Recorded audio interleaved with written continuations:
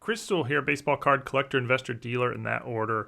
Welcome everyone. Today we're going to look at a year in baseball. We're going to look at the year 1987, which is sort of just as we're entering sort of the peak of the hobby, which is really in the late 80s and the early 90s. And throughout the 80s, there were essentially three major brands every year: Topps, Donruss, and Fleer, and that is still the case in 1987. Although 1987 is the last year where it's basically just these three brands sort of dominating things. The Score is going to come along next in 1988. And then shortly after that, Upper Deck, Bowman, and a bunch of other brands as well. Now, there's other sort of oddball sets being produced this year as well. Sports Flicks, for example, and both Topps and Donruss have Canadian versions of their cards in Pwcc and Leaf, and there's other oddball brands. But really, Topps, Donruss, and Fleer are dominating the baseball card landscape.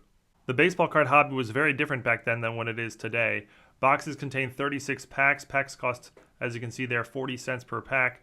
A pack would contain between 15 and 17 cards. Topps would come with a stick of bubble gum. They did not contain any inserts or parallels or chase cards, autographs, jerseys, serial number stuff. None of this had yet to be invented within the hobby yet. There are other types of packs such as rack packs, which were very popular, particularly with the Topps brand. And then they would put out factory sets. This still exists today.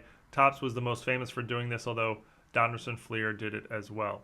Topps also came with a Tiffany version, which were quite rare. They were only distributed to dealers, so you could not buy these in packs or in stores. Only dealers would get them, and they're just parallel versions of the Topps set with a glossier and sort of premium card stock. Fleer copied that idea with their Fleer Glossy set, also distributed only to dealers and only in complete set form. And all three brands had an update set: Topps Traded, Fleer Update, and Donruss the Rookies. This was standard throughout the 80s for these three brands to have these update sets. All three of these were only distributed in complete set form and focused on rookies or prospects, and in the case of Topps and Fleer, they also featured players who had recently been traded. Baseball was king when it came to sports cards back in 1987. There were sets being put out in football, basketball, and hockey, but only one of each. Topps put out sets in football and hockey. Fleer put out a set in basketball. Hockey also had Optic, but that's just a Canadian version of the Topps set with a different logo. And baseball probably owned something like 75% of all the sports card market share in the entire hobby. Topps was the industry leader, as it's been for decades before and after this. The 1987 Topps set featured a wood grain border, which was very popular back then, still is today, although the set is one of the most overproduced sets of all time. The back was pretty standard for a 1980s Topps set. It featured the player's career stats, usually a one-sentence write-up, and all their relevant info. Occasionally it would have a piece of trivia at the bottom as well. One of the subsets included was Future Stars for players that Topps considered to be potential, future stars. And the other is Topps All-Star Rookie for players who had solid rookie seasons. The Topps All-Star Rookie trophy first appeared on sports cards in the 1960s, and they still use it on their cards today. Donruss Wax Packs that year came with 15 cards and 3 puzzle pieces. That was sort of their bonus item to offset the Topps bubble gum. The Donruss set had black borders, and one of the most famous subsets was Diamond Kings, which they basically had every year in the 1980s. They also had Rated Rookies, which is still used today in football and basketball cards, of course, for players with promising rookie seasons. The Donruss the Rookie set that year was a similar looking set, although it had a green border instead of black border and had the logo The Rookies in the lower right. Fleer was the rarest of the three sets, although not rare at all by today's standards. Wax packs came with 17 cards and 1 sticker. That was their bonus item. The cards had a blue border, sort of a blue and white border, and one of the notable subsets was a Major League Prospects, which they actually put 2 rookies on a card. This was something done by Topps heavily in the 60s and 70s and early 80s. A lot of very relevant and notable players have their rookie cards in 1987, more so than most years, but despite the quantity, only 2 of them ended up in the Hall of Fame, at least as of the recording of this video, in Greg Maddux and Barry Larkin. Other all-time greats who have rookie cards in 1987 include Rafael Palmeiro, Barry Bonds, and Bo Jackson. Mark McGwire is technically not his rookie, as he appeared in the 1985 Topps set, but that was as a U.S. Olympian. 1987 is the first year that he has cards in Major League uniforms, so some consider that to be his rookie. Palmeiro, Bonds, and McGwire all are linked to PEDs, which is why they are not in the Hall of Fame. And Bo Jackson's career numbers are not Hall of Fame worthy, but obviously one of the most popular athletes of all time, being a 2-sport star. More players with very notable careers who had their rookie cards in 1987 include Will Clark, Kevin Brown, Ellis Burks, Ruben Sierra, Bobby Bonilla, and Matt Williams. And there are even more than this, although most of the players here would be considered busts, at least in the sports card world. B.J. Surhoff, Pete Incaviglia, Wally Joyner, Dave Magadan, Kevin Seitzer, and Mike Greenwell. All right, let's check out the top 5 most valuable cards from 1987 as of today. We're only going to be considering the major brands, Topps, Donruss, and Fleer, and their update sets, so no oddball stuff, and won't be considering the Tiffany's, although I'm going to show the value of a lot of different values of a lot of different cards here for your viewing pleasure. Each player can only appear once in the top 5, and yeah, those are the rules, so let's check out number 5, which is Barry Larkin, one of our 2 Hall of Famers. He's in all 3 of the sets, Topps, Donruss, and Fleer.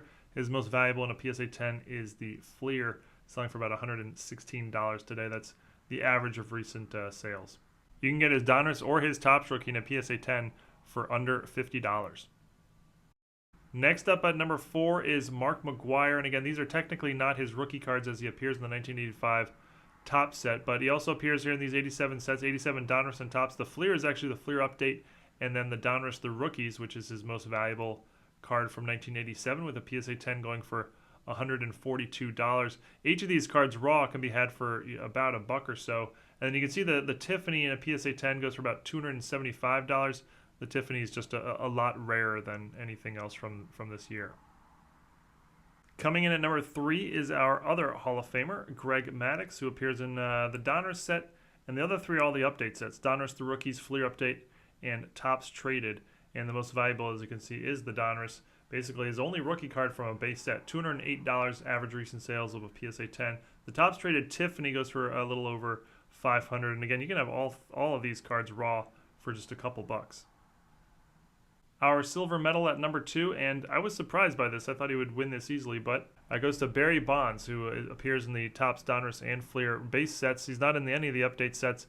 He was in the update sets the year before, in 86 Topps traded, 86 Donruss, the rookies, and 86 Fleer update. But in the 80s, if you didn't appear in a base set, it was still considered to be your rookie card the first year where you appear in base sets, which is the case here with Barry Bonds. The most valuable of the 3 there is 1987 Fleer, which goes for about $250 in a PSA 10. Not a whole lot more than the Topps. Topps comes in at $227, and you can see the Topps Tiffany is actually the most valuable, would be the most valuable card on this list if we included Tiffany's, going for $1,500 in a PSA 10. And number 1, a bit of an upset, at least as I would have predicted, but I guess I don't know, whereas Bo knows. Bo Jackson, who's in the Donruss, Fleer, and Topps set. He's also in the Donruss, the rookie set, and the Donruss, the rookies has a very low pop count, which helps give it a boost in value. PSA 10s going for $264, and that's the most valuable card from 1987, at least as of today. PSA 10s, and only looking at base sets and update sets. I always thought the Topps image on the right was a cool image. Not really sure why. I just always liked that one. But that's it for your year in baseball 1987. Thank you everyone for watching. We'd love to hear comments, about people's memories of these sets. Do you have a specific memory of a specific card you were chasing, or opening these packs, or whatever it is? Always love hearing that stuff. So any comments along those levels, I would really appreciate it. But have a great day, and see you all again next time. Thanks everyone.